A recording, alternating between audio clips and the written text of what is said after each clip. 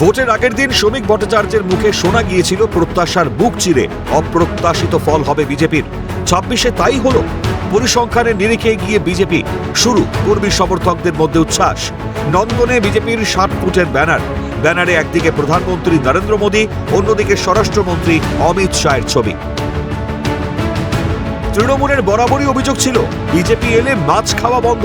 সেই অভিযোগকে চ্যালেঞ্জ করে বিজেপির জয়ের উচ্ছ্বাসে মাছের মুড়ো খেলেন বিজেপি কর্মী সমর্থকরা। बिल्कुल झूठा बात बोल रहा है। वो बंगाल का लोग को गुमराह करना चाहता है, ठीक है। लोग उनका झूठ पर्दा हटा दिया।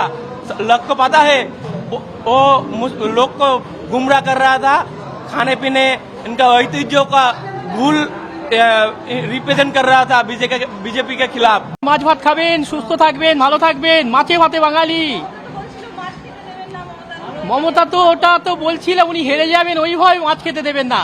দিদিমণি মাছ খাবেন না, সকল বাঙালি মাছ খাবেন, সকল বঙ্গবাসী মাছ খাবেন, সকল বঙ্গবাসী মাছ খাবেন।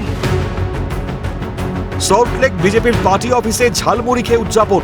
সেখানে উপস্থিত সকলের হাতে ঝালমুড়ির প্যাকেট তুলে দেন বিজেপি কর্মী সমর্থকরা। 15 বছরে তৃণমূলের রাজত্বকে ছিনিয়ে নিল বিজেপি। দিকে দিকে উচ্ছ্বাস বিজেপি কর্মী সমর্থকদের। হেভিওয়েটদের পন্থায় বেছে নিয়েছে কর্মী সমর্থকরা। কখনো মাছের মাথা, কখনো ঝালমুড়ি খেয়ে উদযাপন। নতুন সরকার গড়ল বিজেপি, তৈরি হলো নতুন ইতিহাস। ক্যামেরায় সমীরণ হাওলাদার, সুরজিৎ প্রামাণিকের সঙ্গে রেশমি দাস ও সায়ন্তন ভট্টাচার্যের রিপোর্ট, ক্যালকাটা নিউজ।